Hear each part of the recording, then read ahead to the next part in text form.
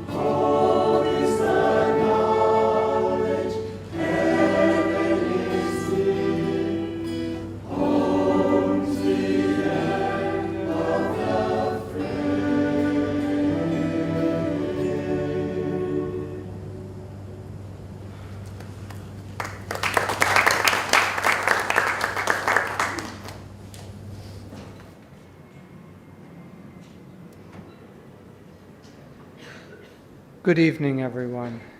It's a very great pleasure to be here and to talk about a subject that we have dedicated our lives to, which is the teachings of Paramahansa Yogananda and specifically Kriya Yoga.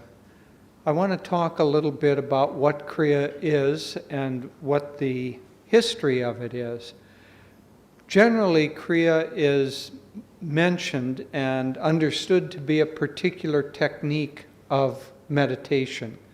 Now, we can't talk about the specifics of the technique because the specifics and the technique itself need to be given through initiation, and before that initiation happens, people need to prepare themselves by meditating and practicing some of the other techniques that I'll also touch on tonight. But Kriya is generally understood to be a technique of meditation and a technique of using the mind and the willpower to control the flow of energy around the spine and thereby withdrawing energy from the senses which bring us outward back into the spine and uplifting the consciousness so that we can meditate deeply.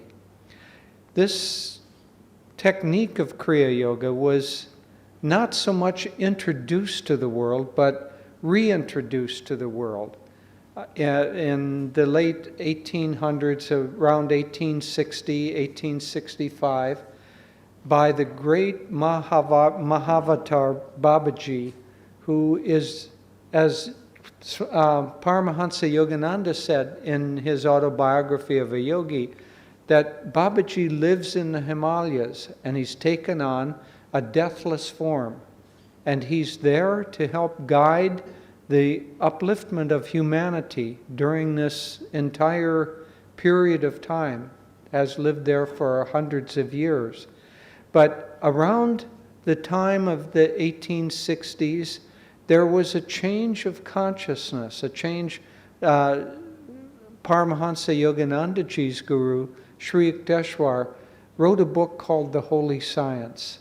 And in that book, The Holy Science, he talked about the yugas, and the yugas are generally understood in India, but he said that there is a cycle of yugas that lasts 24,000 years, and that we have reached the bottom in about 500 AD, and now we're coming out. So the period of history that we know, that we're familiar with, is really the period of the lowest descent of the consciousness of mankind.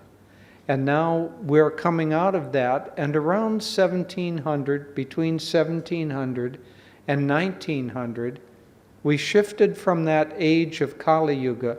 And in Kali Yuga, the concentration is on matter, on form.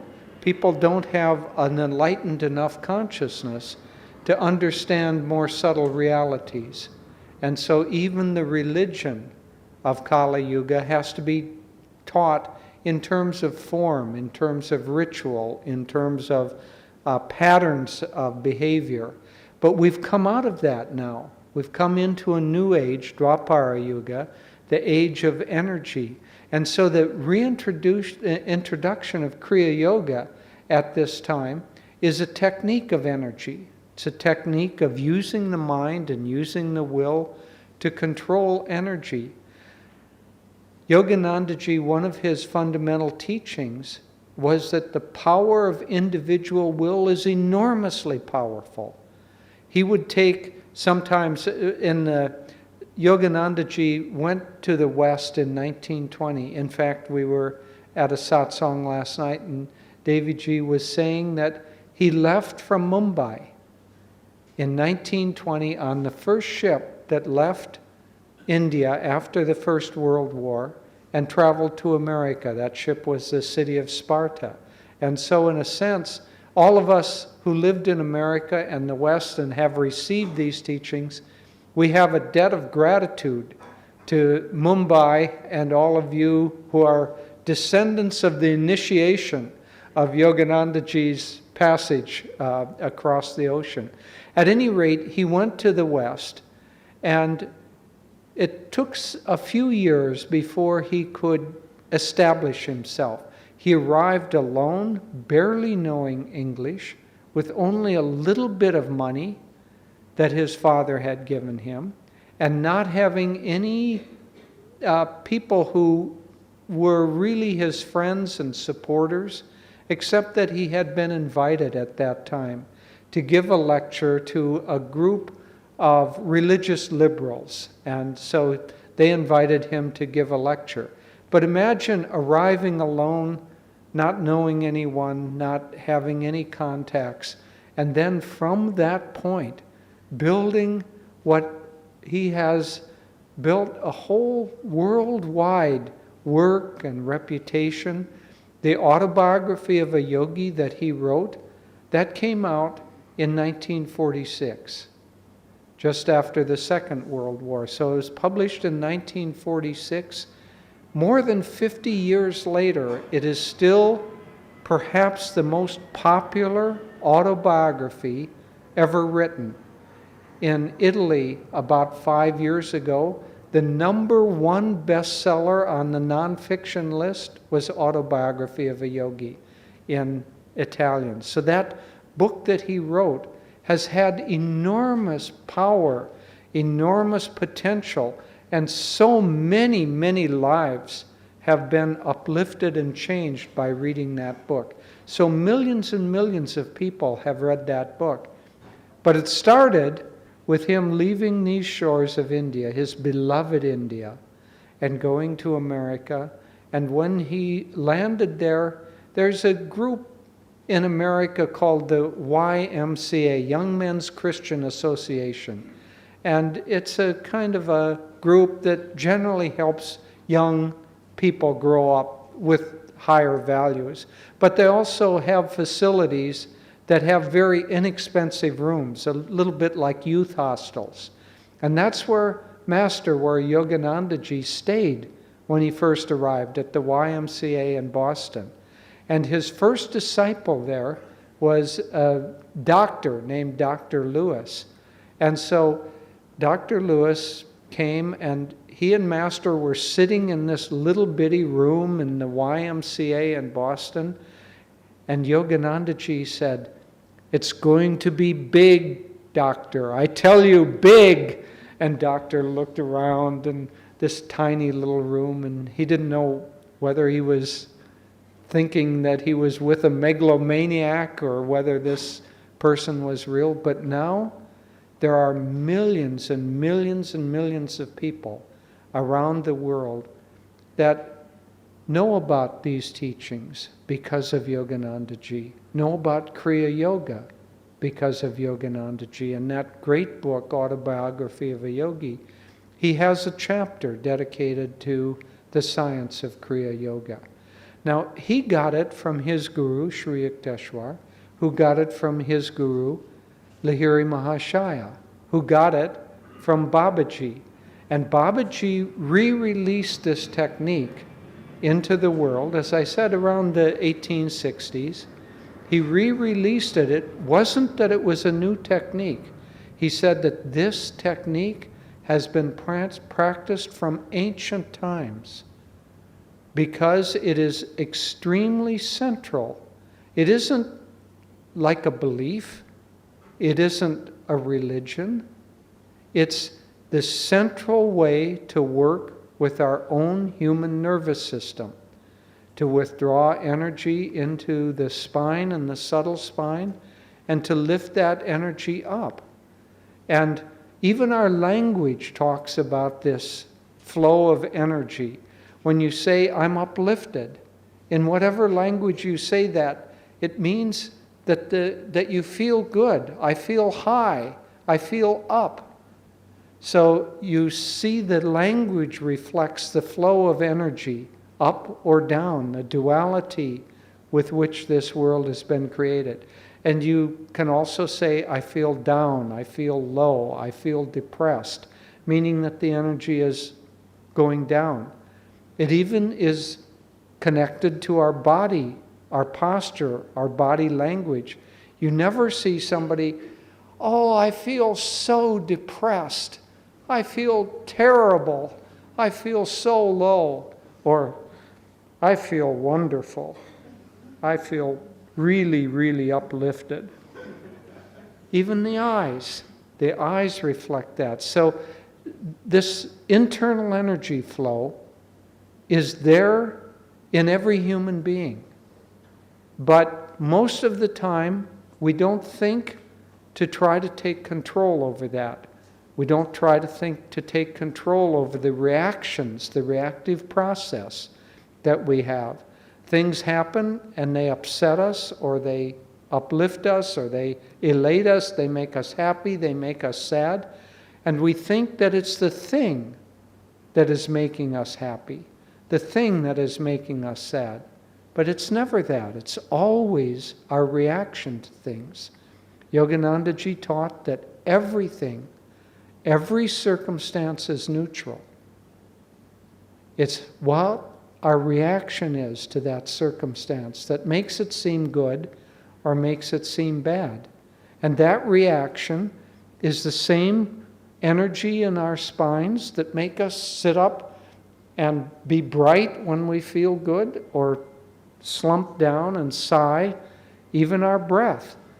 When you're happy, you tend to inhale, and the inhalation becomes stronger. When you're sad, you sigh, and the exhalation becomes stronger. So this reactive process. So Kriya Yoga helps us control that reactive process. And once we begin to control that reactive process, then we have the key to happiness, and ultimately the key to joy, to bliss, and the key to spiritual upliftment.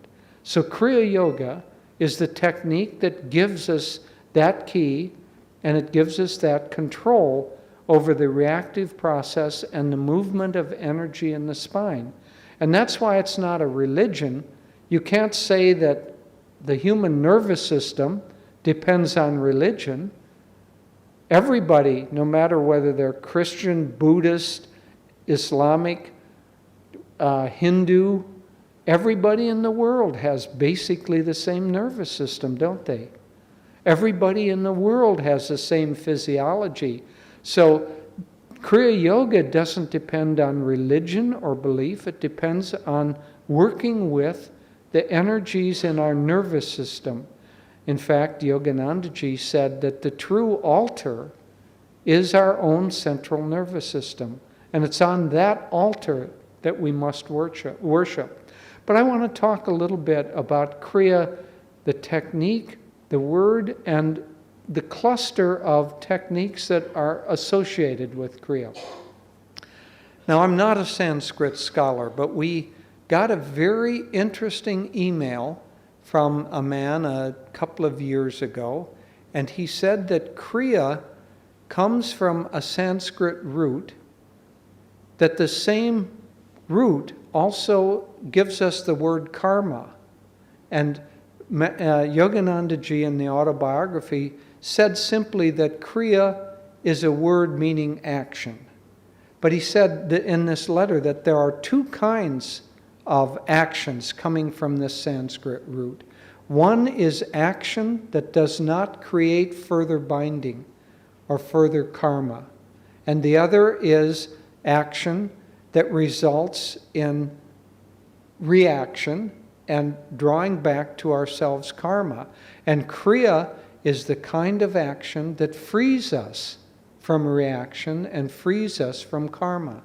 In fact, one of the teachings of Yoganandaji is that the practice of Kriya, a single Kriya round of Kriya, is the equivalent to a whole year of living in this world. So you can do a Kriya in less than a minute. So is a minute worth 365 days? Well, it is in terms of freeing us from karma, because most of the time our actions in the world simply create more karma and more action and more reaction. And so we don't really progress very much in terms of our spiritual evolution in a year of a journey where the earth goes around the sun. Because all of that action that we do mostly just doesn't burn off very much of the old karma. It just creates new karma. But one Kriya can burn off as much as a whole year.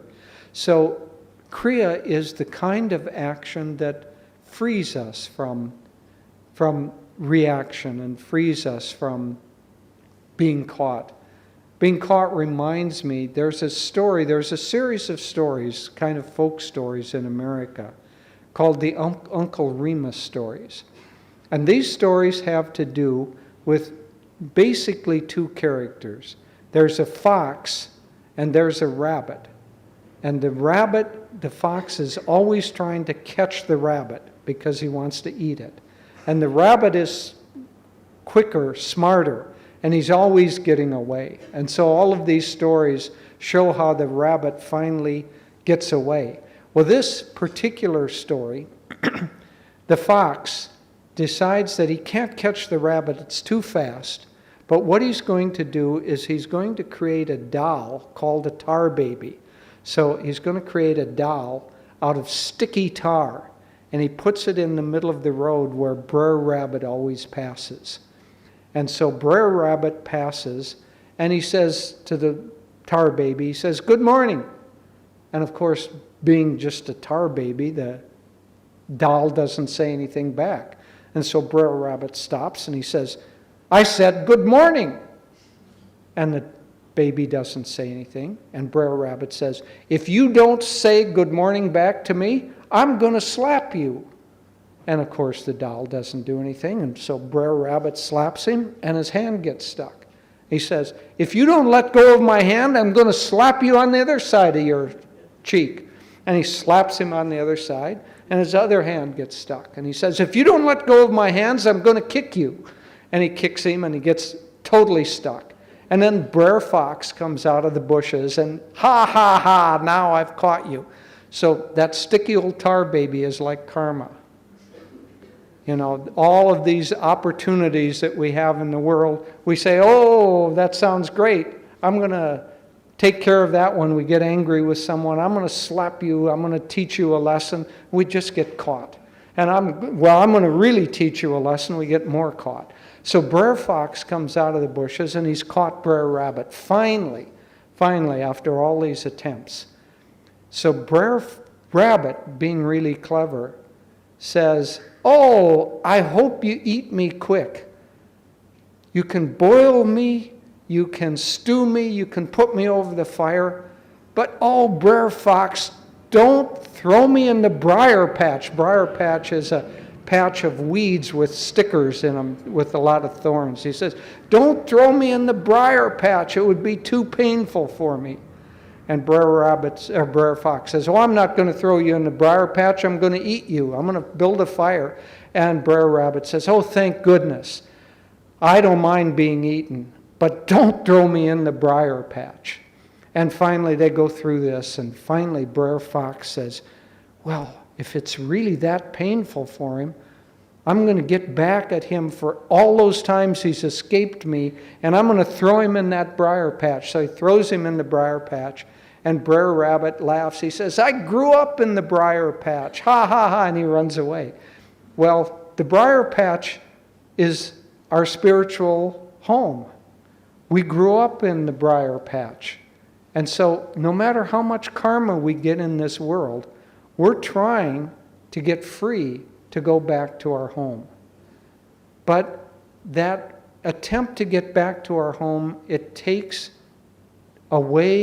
some sort of living that will free us from not only the accumulation of karma. If it were just working off past karma, it would be really pretty easy.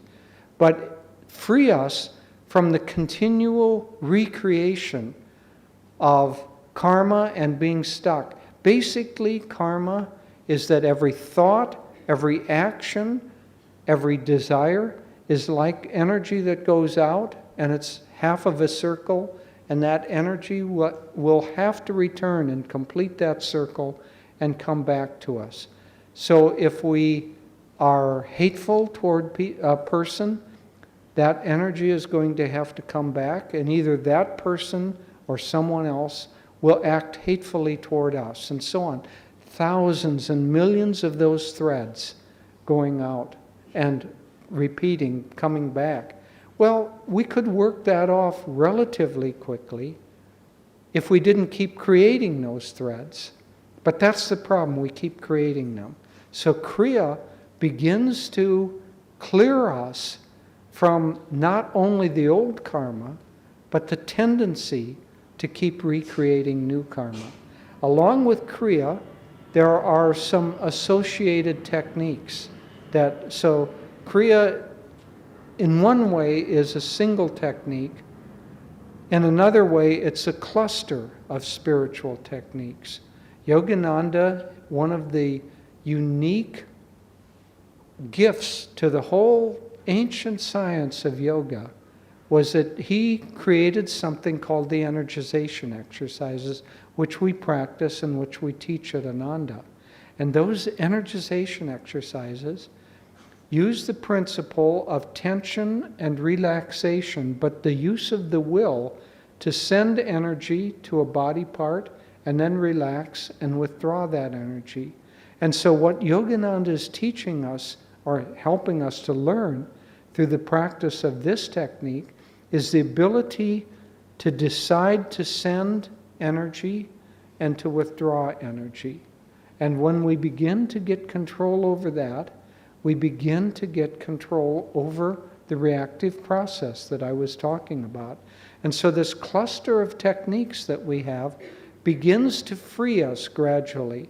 It isn't immediate. I mean, really the amount of time that we have spent creating karma is enormous, thousands and thousands of lifetimes. And so we've built up a lot of momentum of being stuck. So this technique isn't immediate like that, but it is, Yoganandaji said that it works like spiritual mathematics. He said, give me 5 youths of the worst kind, and if they will practice Kriya Yoga as I tell them to, that's a very important phrase, as I tell them to, if they will practice Kriya Yoga as I tell them to for 5 years, they will become saints. And so he said that this technique works like spiritual mathematics. It's extremely effective. In that book, he says it's the most effective technique for spiritual liberation by self-effort, because the grace of God, the grace of the Guru is more powerful than any technique. The love of God, the love of Guru is more powerful than our own self-love of things that we can do ourselves. Nonetheless, of all techniques of self-effort, this is the most central and the most powerful. And so the practice of Kriya Yoga frees us from this karma, frees us from the recreation of this karma.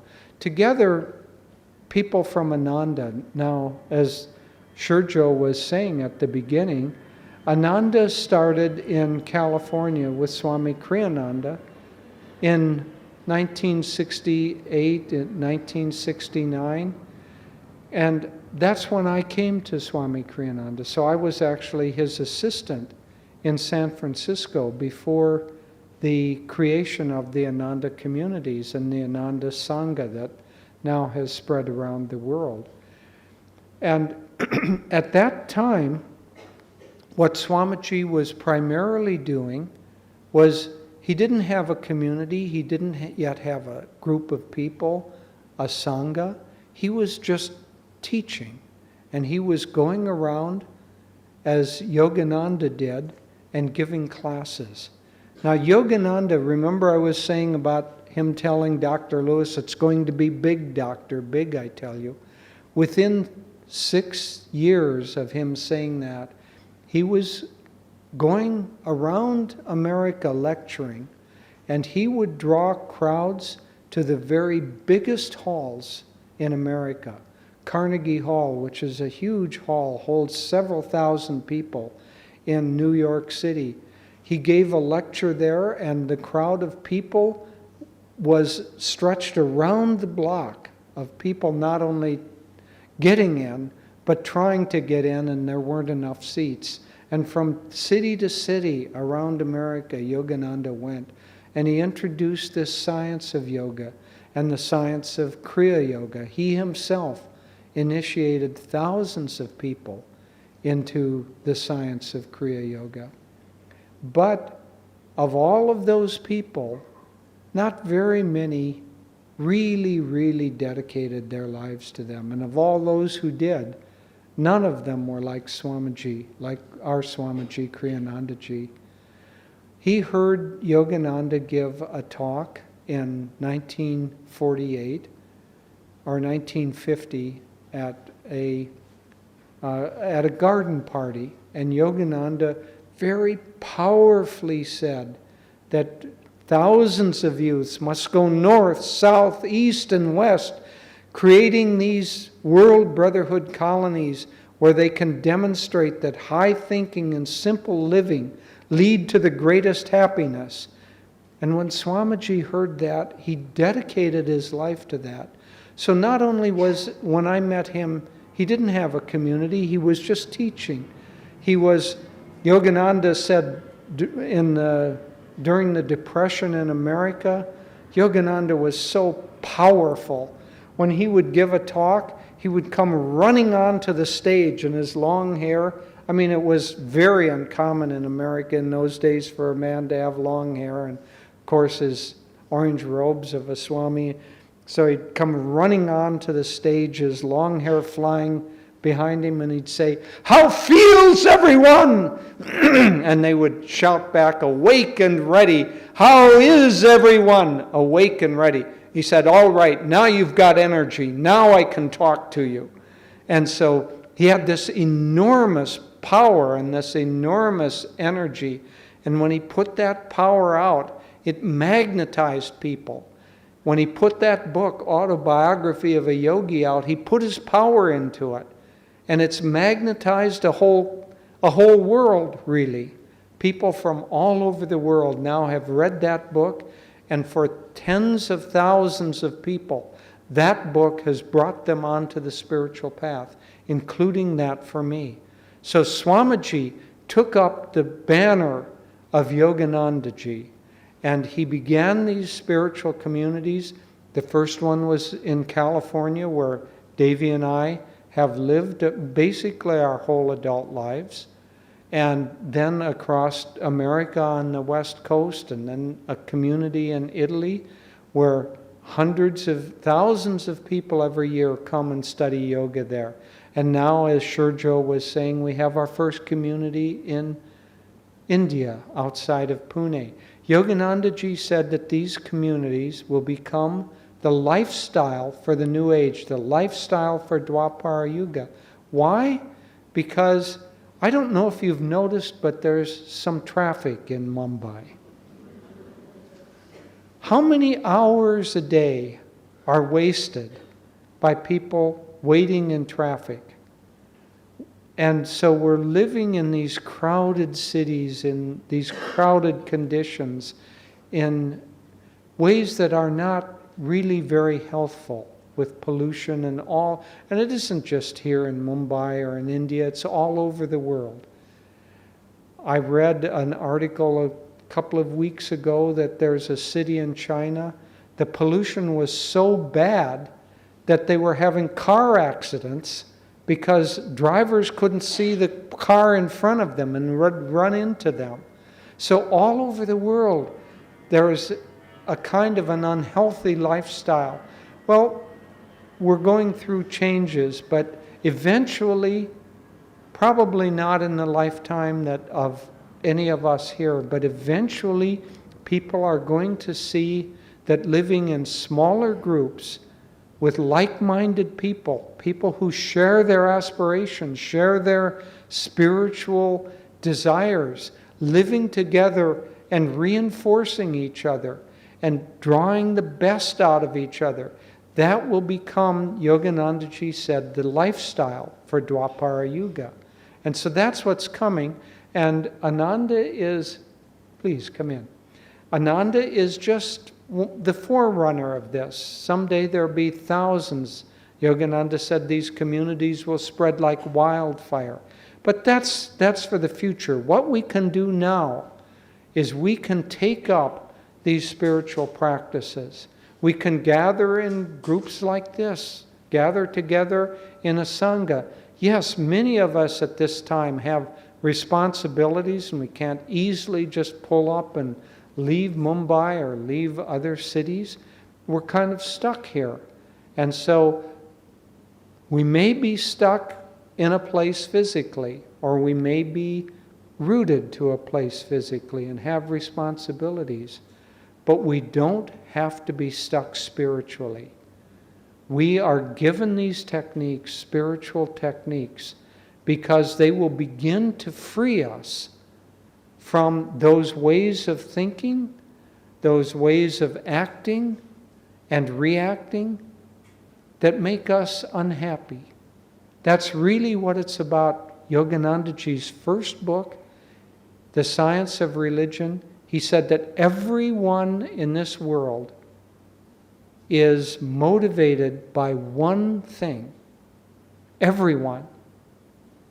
And that's the desire to be happy, and its counterpart, the desire not to be unhappy or to be out of pain.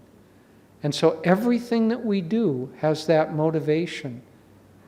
But different people define differently what's going to make them happy.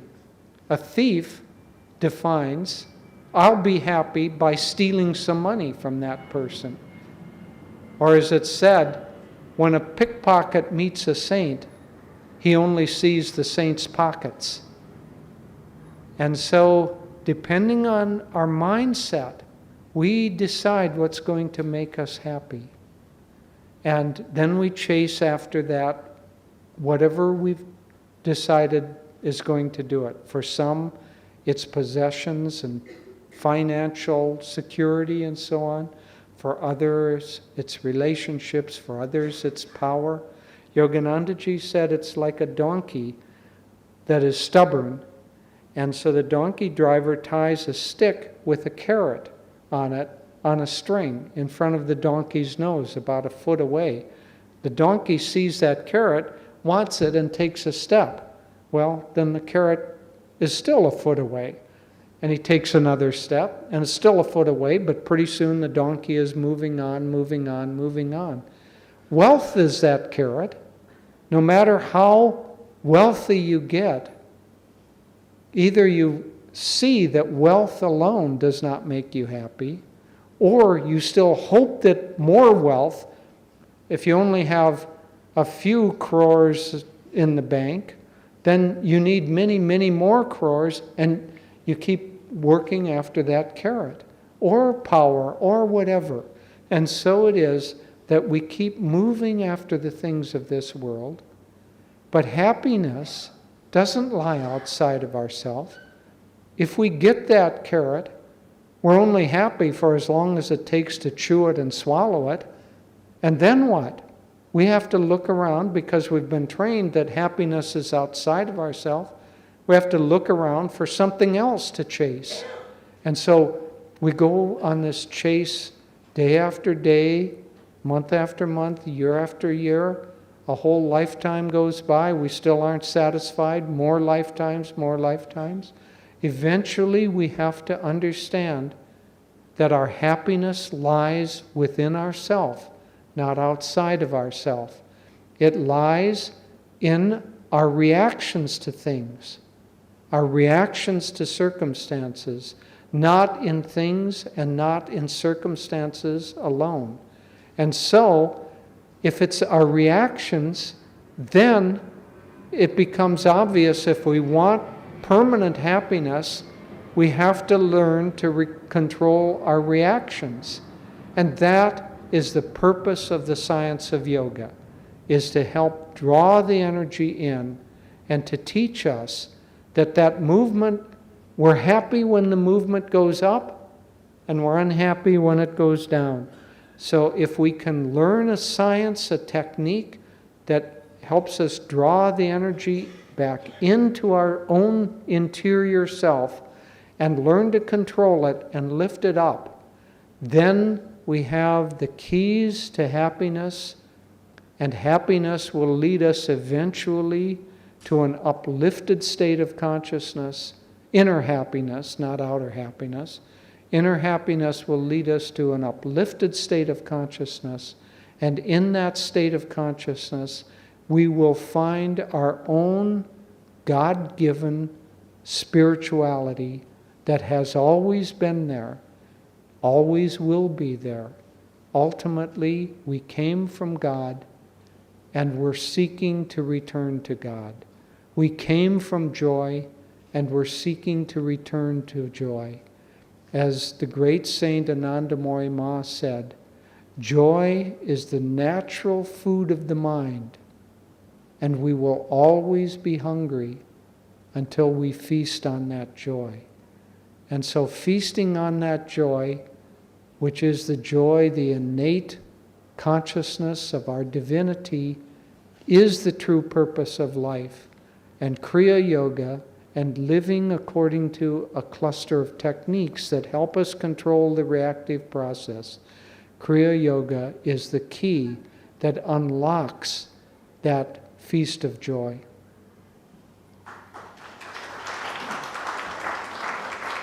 Thank you. Good evening, everyone. I'd like to also share a few words with you today. First, thank you for coming, and we're so glad to be with new friends in Mumbai. As we've mentioned earlier, our teacher, Swami Kriyanandaji, who we were with for the past 45 years, he passed away in April. But one of the great gifts he gave us was to give us confidence and faith in our own spiritual ability and potential. And at a certain point a few years ago, he said, all of you who have really made an effort in this lifetime, you should set as your goal to become Jivan Muktas in this lifetime, freed while living.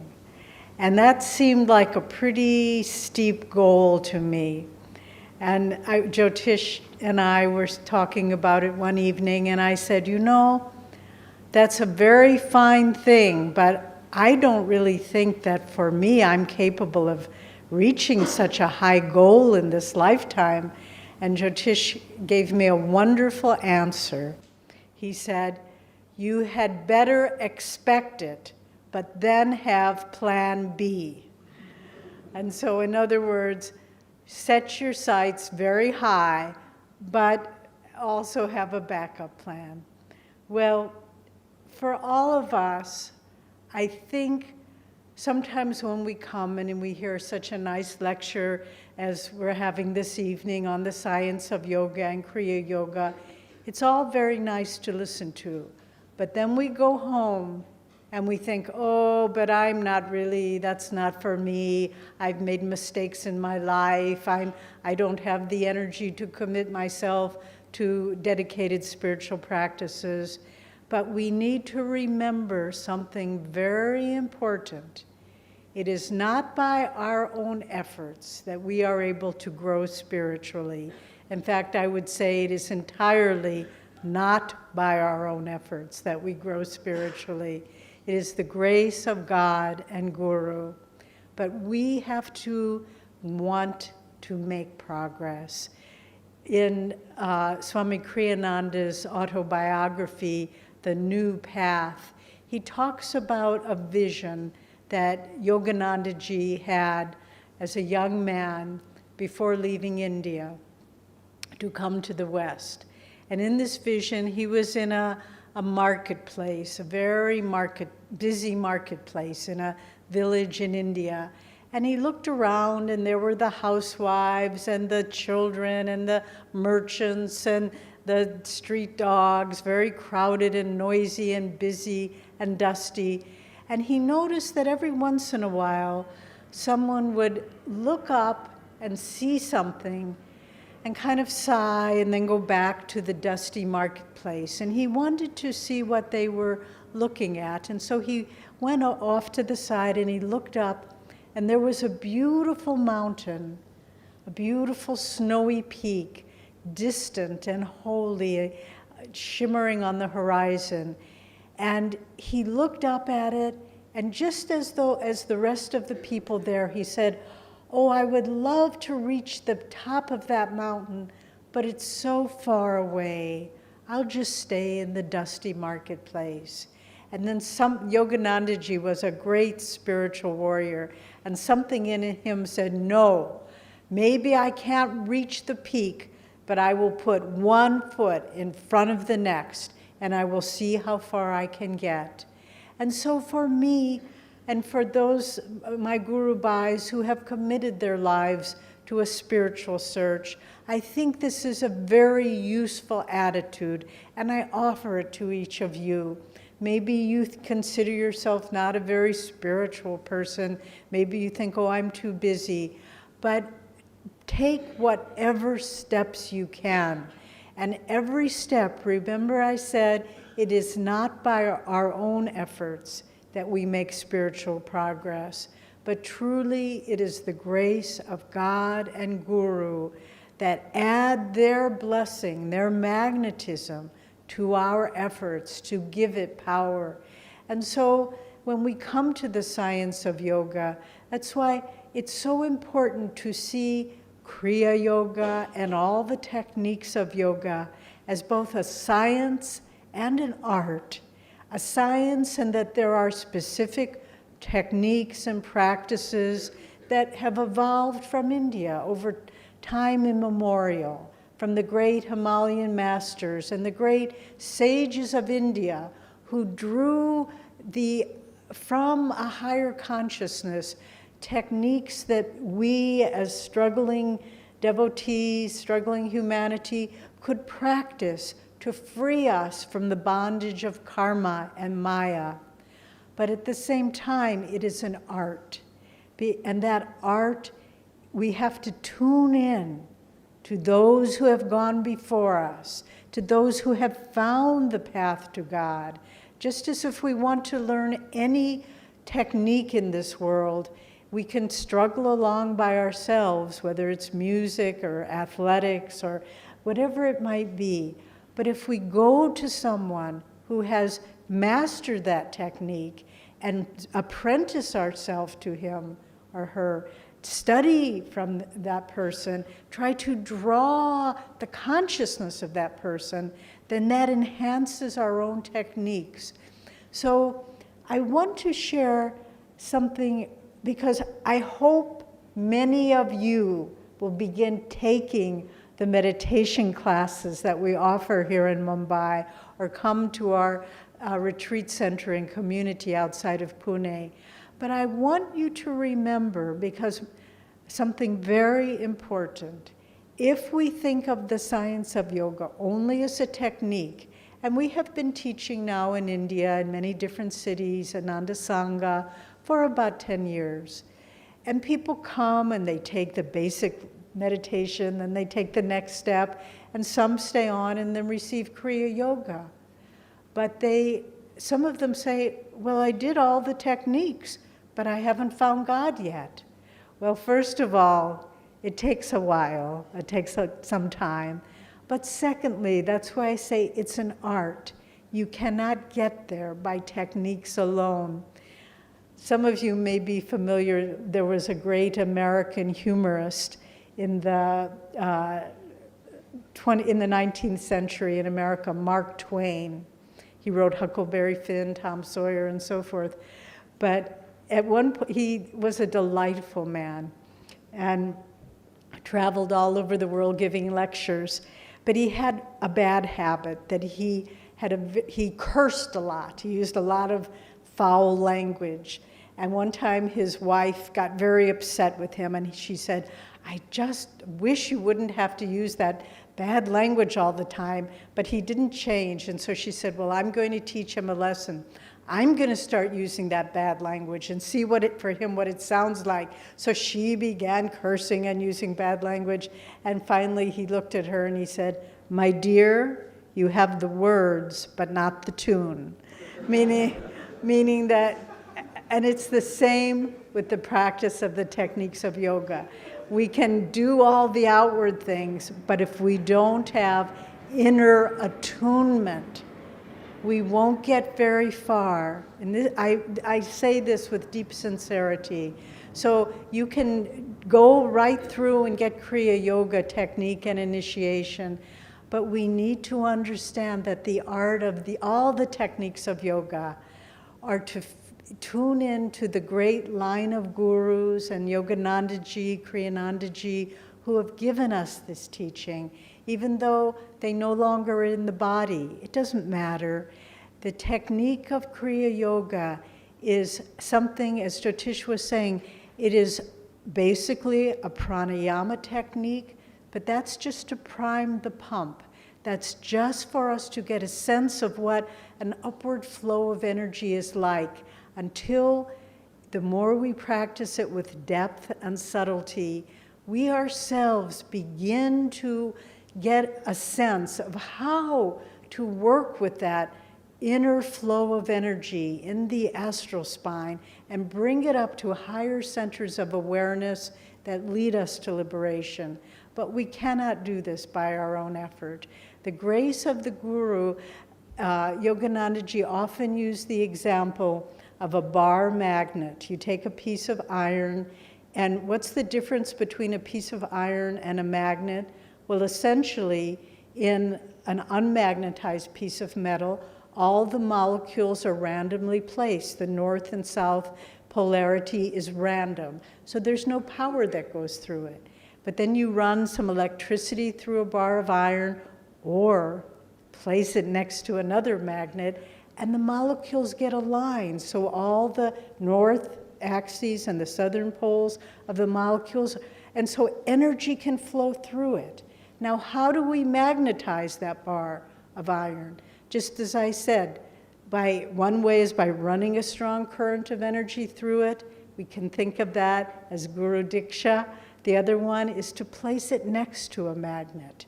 And that's our own inward effort with Guru Darshan, to feel the Guru's grace within us, to meditate on it.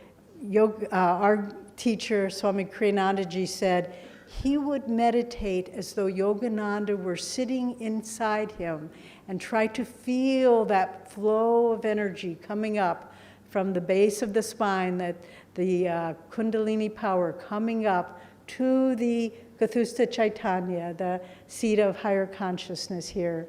And so when we begin the practice of yoga, we need to tune in to those who have gone before us and who have harvested the full crop of God realization. And so with these techniques, we need to understand that they are given to us not to use them mechanically, but really to open our hearts. There's a beautiful story of one of the little leelas between Radha and Krishna and the gopis. And once the other gopis were going off to meditate, and they said, well, to Radha, who is the closest to Krishna? They said, aren't you going to go and do yoga? And she said, I can't take my mind off of my beloved Lord long enough to practice yoga. So we need to understand ultimately the highest technique is simply devotion. And it's through that devotion that the mind becomes focused, the heart becomes open, we can receive the grace and the blessings and the inner guidance of the Guru. And then when we practice our techniques, when we practice the science of Kriya Yoga, then that grace flows through us.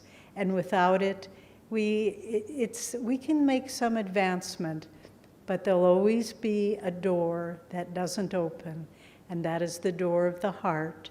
And the title of our discussion today was Kriya Yoga, Portal to God Realization.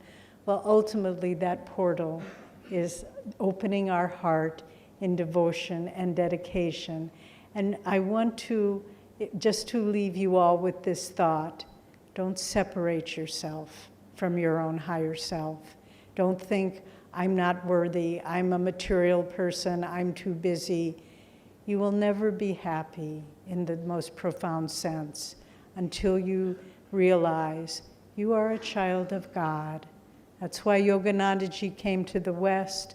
It's why he came into this world at this time with this great line of gurus to help us to say, at this time, we can awaken from our slumber that we are limited human beings and awaken into our full divine potential. And that's why Yogananda said, and I love to quote him, he said, the time for knowing God has come. And so for each of us, don't just listen to our words, but take the next step in your own life, because it's only by doing that we begin to climb that mountain. Even if we take one little step, that step will begin to help us to cross the ocean of delusion and arrive at the shores of true and lasting happiness in our life. So thank you for. Now I'd like to also invite to come up now and join us Nayaswamis Jyotish, who is the director of Ananda Sangha here in India. And Jyotish will join us, and we want to give you the opportunity to ask questions. And so Jyotish is very good at answering questions. So we invite you to direct your questions to Jyotish. As Daviji said, we would like to now open the discussion for you to have a chance to ask questions. And I'll defer some of those questions also to our two guests here this evening. As they introduced, in their introduction, they mentioned that I serve here in India as the director of Ananda Sangha's work, based mostly in Pune. And this is my opportunity to invite you to visit us in Pune. It's only 3 hours, 3.5 hours away. And there we have retreats and we have classes at our ashram, which is a short distance outside of Uttunde in the countryside. We've been developing there for the last 5 years a very beautiful retreat. And within the last year, we've made a nice breakthrough in being able to provide facilities that we can actually now accommodate guests. And so please consider to come and visit us in Pune. So I'd like to invite these questions that you might have, but I'm going to anticipate, just to get you started, I'm going to anticipate one question or two. One that I think if I was in your situation listening to this discourse, I would be asking, well, how do I get started with this? I mean, we've talked here about Kriya, what the technique, what do we need to do? How can I get started? What's the next step for me? And I would go back or to just reference my personal experience. I too met Swami Kriyananda, and I'm not going to talk that long, but or will I? I don't know. It's a temptation. But I met Swami Kriyananda at roughly the same time as Jyotish and Devi in 1968. And when I met him, I was visiting him in one of those classes that he was offering. And after the first class, I went up to him and introduced myself, and I asked the question, Swamiji, lovely class, I enjoyed it very much. I would like to know, how can I learn Kriya Yoga? And perhaps you too are having that same question. And he answered me in a very straightforward manner. And he said, I'm going to ask 3 things of you. You need to do 3 things. And in a sense, it's those same 3 things that we, in one form or another over the years, we have been asking others as well. And so this is, if you have this interest, I'll say this. He said the first thing, he says, you need to understand what you're embarking upon. In other words, to just embark upon taking initiation in a technique without understanding a little bit about it is he didn't recommend it that way. He says, understand what it is. And by that, he meant learn a little bit about the background, just as Jyotish has begun to explain, but understand the teachings and the heritage and this, you might say, the scientific side of what Kriya is all about. What is meditation about? And so consequently, when people come to us and they ask, how can I get started? We offer to you a series of classes and to allow you to be introduced to what Kriya is about, to understand the foundation, so that when you practice, you have an understanding, you might say a roadmap, by which you can follow that map to attain the goal that you're seeking. We'll be offering some of those classes beginning in December. I believe our next introductory class will be in December, and you can stop at the table outside. I believe we have some literature that will give you the details of those classes and also subsequent ones that will follow. There'll be, I believe this first one we're doing in December will be done here at this venue, and so we invite you to come at that time.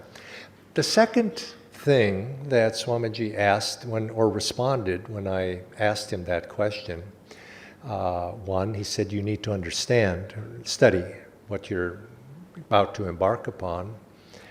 The second thing is he said you need to develop a daily routine of sadhana. You need to practice. You see many people, unfortunately, and perhaps even at that time, and at my age at that time, I was inclined that way. We like to know intellectually many things, but intellectual knowledge is not to be confused with actual daily practice.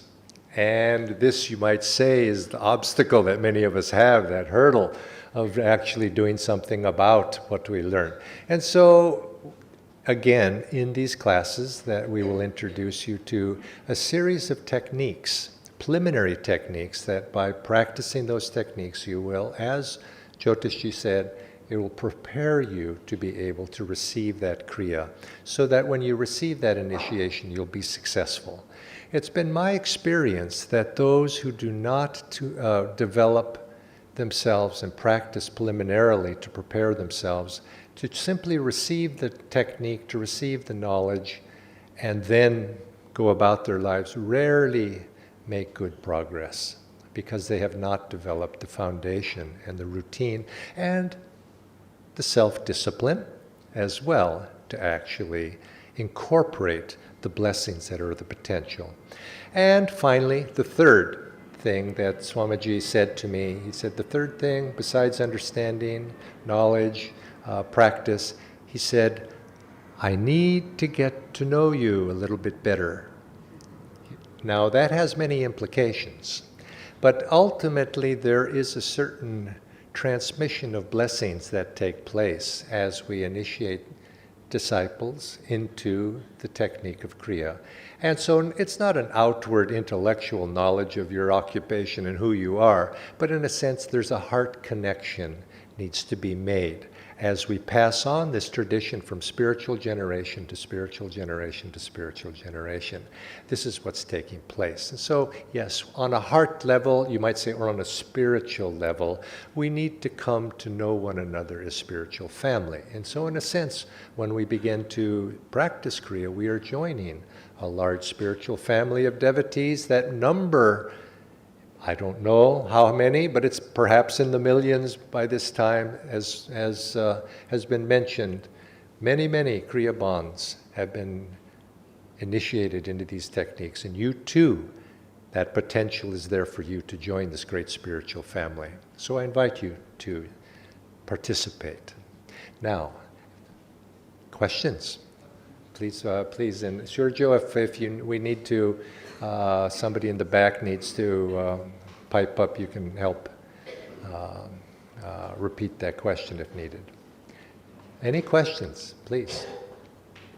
Oh, good. This is what I was asking for. Yes, this is what I was asking for. There's a program.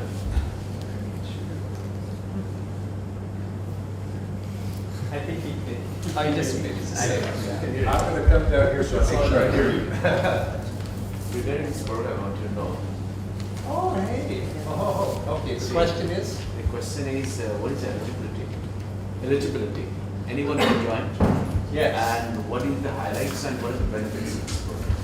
Okay. What are the highlights and benefits? I think what part of this? Okay, let me just explain.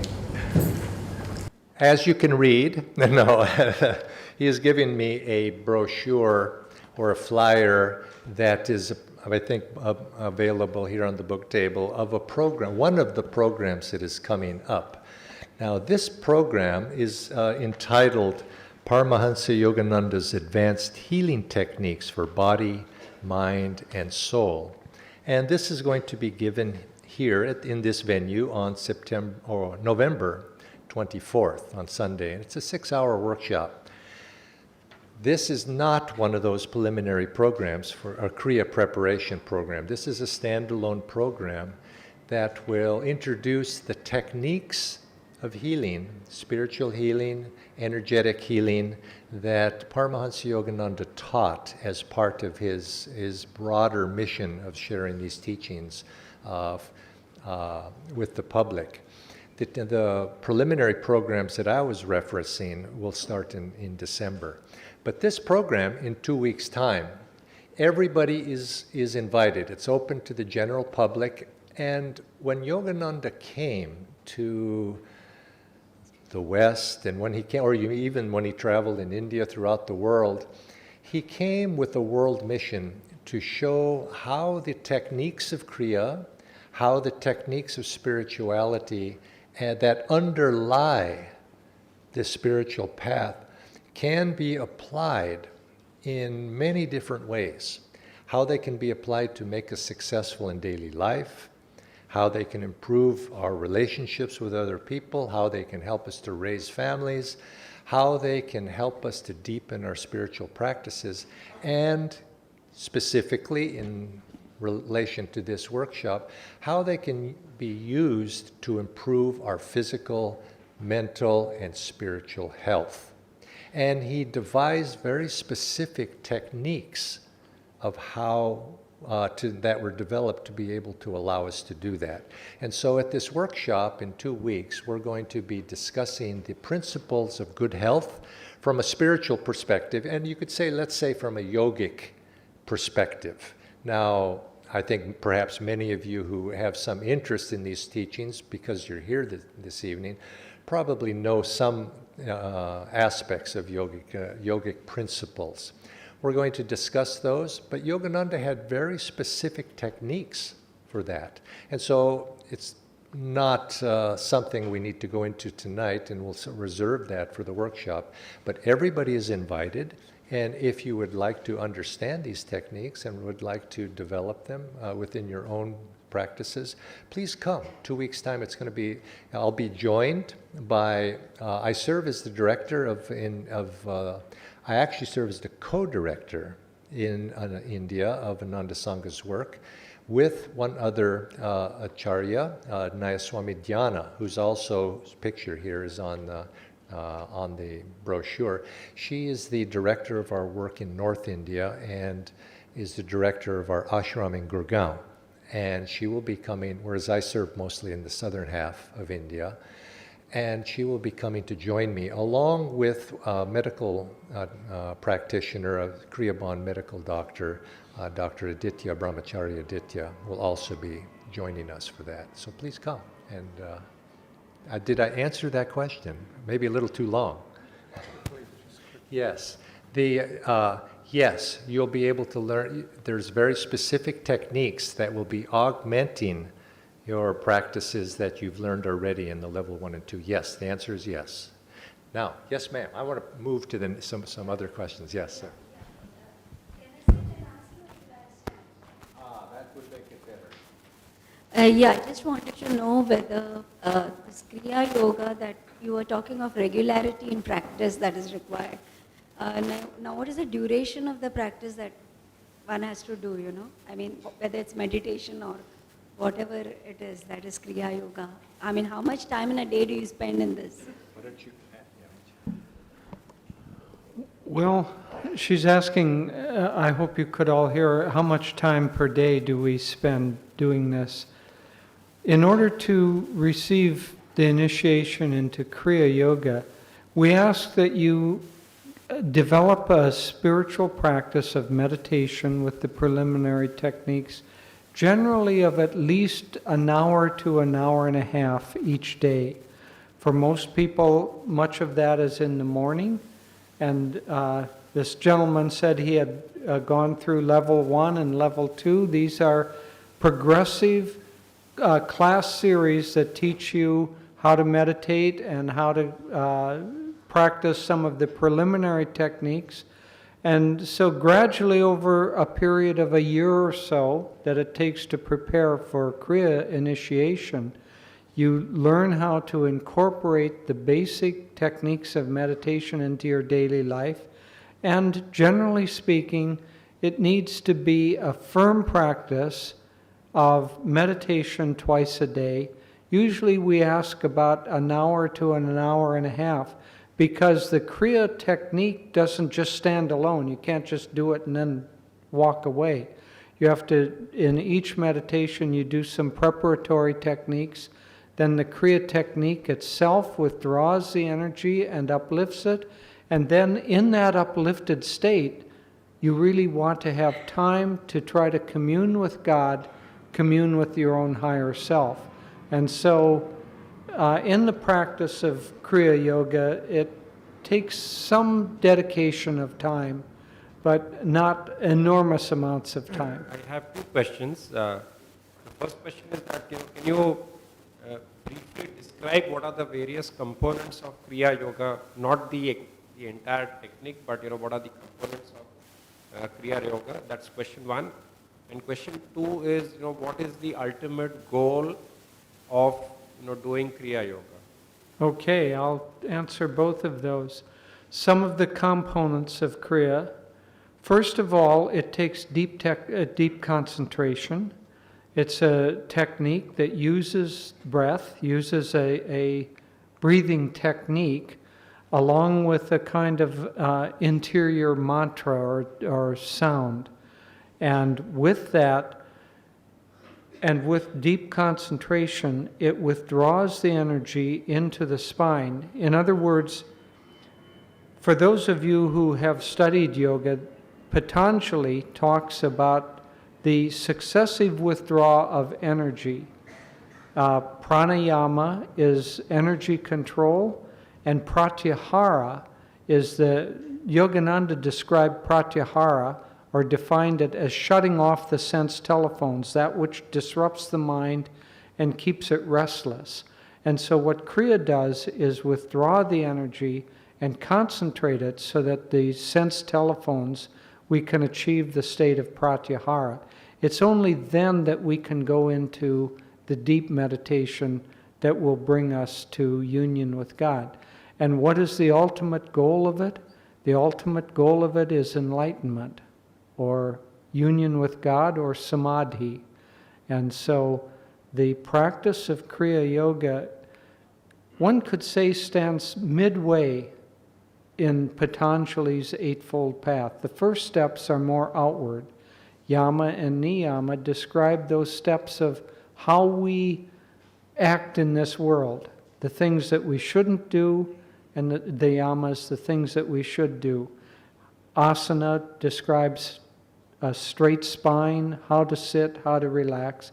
And then pranayama is, one could say, central in that progression. That's where we begin to withdraw the energy. Yoganandaji talked about the senses as being like spotlights. And those spotlights, the five senses, the spotlights of those senses are constantly going out. And so they draw our attention away from our interior self into things outside of ourself. And in that, we begin to think that our happiness also lies outside of ourself. So Yogananda said we must turn those searchlights of the senses back in and rediscover the interior world, or the spiritual world. And so Kriya Yoga is the science of doing that, partly through pranayama, partly through deep concentration, use of willpower, but also through, as Devi Ji was mentioning, through a disciple-guru relationship that draws also the grace of God. And so those combined help us to gradually concentrate our minds, to get rid of the restless thoughts, and to ultimately bring our attention to the spiritual eye, or the kutusta, and at that spot to commune with God and go beyond the sense that we're separate. The real central teaching of all spiritual paths is to overcome the ego. The ego is the delusion that we're separate from God. And so if we can get rid of that delusion, then we automatically realize our unity, or yoga. The yoga means unity. So that's the ultimate purpose of Kriya Yoga, which is to bring us to the highest states of consciousness.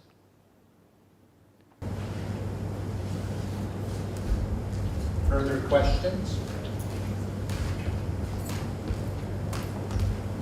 What are the techniques involved? What are the techniques involved for meditating on God? Yogananda says meditate on God. Yes. Yes, one of the techniques, Yogananda defined meditation as deep concentration on God or on one of the aspects of God. And there are different aspects of God. Light is an aspect of, there basically in the scriptures it talks about 8 aspects of God. Light, sound, power, joy, love, wisdom, calmness, peace. So we concentrate, for instance, with Kriya Yoga, we concentrate inwardly, and then at the end of the outer practice of Kriya Yoga, we would concentrate on one of these aspects of God. For instance, light, and we try to see light at the point between the eyebrows. If we can see that light, as we concentrate more deeply, and it takes the mind not being restless, so as we concentrate more deeply on that aspect of God, which is one of the ways that He manifests Himself, then we become absorbed into that. And as we become absorbed into that, the sense that we're made of light begins to come over the consciousness. And that breaks down this ego, this sense of separation, because all the world is light. In the autobiography of a yogi, when Yogananda was just a young boy, 6 or 7 years old, he describes an incident where he was sitting in his bed and he said, the thought came powerfully into my mind, the question, what lies behind the darkness of closed eyes? And so he looked into the darkness that he saw with his eyes closed, and gradually he beheld a light. And that light grew and grew, and it became totally enveloping of him. And then in that light, manifesting out of it, he saw some yogis and mentally asked, who are you? And they said, we are the Himalayan yogis. And he had this, from that time on, this great yearning to be them. It's kind of a remembrance of his past great incarnations. Then he saw that light becoming Ishwara, and he was absorbed in that light, and he said that he received from that a permanent spiritual legacy. And so after the practice of the technique of Kriya, then we try to commune with an aspect of God, light or sound or peace or joy. But here I'm talking about light.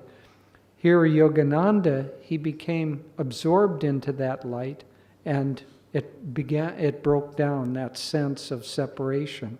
And we see that everything in creation is made of light, or everything is made of sound, and that God's peace is everywhere, and so on. So, yes, the meditation is deep concentration on God or on one of His aspects.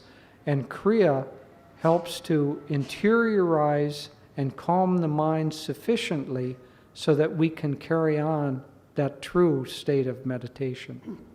You can learn Kriya Yoga at any of our centers here in Mumbai. Pune, we have initiations. In fact, Jyotishji and I will be going to Chennai in 2 weeks. We'll be doing a Kriya initiation there for people who have been taking the training and have prepared themselves. And we offer it in all of our many centers throughout India. We have a wonderful website, anandaindia.org, and that will tell you about our work throughout India. And what was your second part of your question? How many levels? Okay, there is the basic initiation first, and then there are 3 higher Kriya initiations after that. And those are given when one has become somewhat proficient in the first technique. How many levels leading up to Kriya? I think it's 5. 4. What- 4 levels lead up to Kriya, 4 class series, and then Kriya initiation is the 5th. Okay. All right. Oh, one more question. And Jayaji, why don't you take this one? The question, in case you did not hear it, is what changes in lifestyle must we make also while we're practicing and also leading up to it, to Kriya, it's important to understand that when we speak about level 1, level 2, 3, these techniques or levels of classes that lead up to initiation, and then we speak about Kriya initiation, we must remember that all of those levels are actually part of the Kriya technique. The Kriya science embraces all of it. It just happens that some of the techniques that we introduce without initiation, and there are some that are the higher ones that we introduce with initiation. Now, as part of proper Kriya science, we have to understand that Kriya is also a way of life. It's not just a technique. Now, Jyotish, I believe, mentioned, or both Jyotish and Devi inferred that and mentioned that we also have to live a life that is going to be in harmony to allow us to be able to receive the blessings of Kriya. So imagine that you are driving an automobile and you're stuck in the monsoon rains, the mud comes and you're stuck in the heavy mud. Now, if you try to push that car out, your friends come to push the car out of the mud, but if half of your friends are pushing from one side and half of your friends are pushing from the other side, you're not going to get out of that rut that you find yourself in. So it is with us. We have to align ourselves all in alignment so that our energy is moving harmoniously together in one direction. So if we look at our lives, we will see that we are not always in alignment. Bad habits, ways of living that do not complement us to allow us to make spiritual success. All of these things, these have to be brought into alignment as well. And this is some of the topics that we discuss in our preliminary classes that we offer. Oftentimes, Kriya can be thought also as an offering of ourselves to God. It's what we're doing is we're offering our desires, we're offering this life force, this prana that we're revolving in the spine. If we can devotionally think of this as an offering, and we also offering our restless mind when we meditate, but how can we offer something as a gift that we don't own? You see, we don't own our own thoughts, but they're restless. You're not in control, so how can you offer something that's not yours? First, we must bring those thoughts into control. We must bring these habits into be able to manage them, and then we can begin to offer our lives. So we have to live a life that's regulated. The basic tenets of proper living have to be adhered to. All of these are setting the stage so that when we receive initiation in Kriya, then we're going to be successful. But I don't want to go into the specifics because these are the topics, of course, of the classes that we offer, and we would be here quite a long time. So I'm going to leave it at that. But please come, attend, and I think we can go into these things more further. So I think we close. Some final announcements. You know, sometimes people ask us the question, well, I've read that I can just go to another ashram and receive Kriya Yoga in a weekend. Why do you teach it in many different classes? And we have been training people in and guiding them in the Kriya Yoga technique for many decades now. And yes, people can go and get it in a weekend. And then 6 months later, we get a call from these people from many places in the world. And they said, you know, I got Kriya in a weekend, but I don't remember it. I can't do it. I'm not practicing it. I'm very discouraged. You can't get it in a weekend. You have to prepare yourself, as Jyotish was saying, by regular, consistent meditation, by developing a long sadhana, by changing habits, dropping things that make you restless and externalized in your consciousness.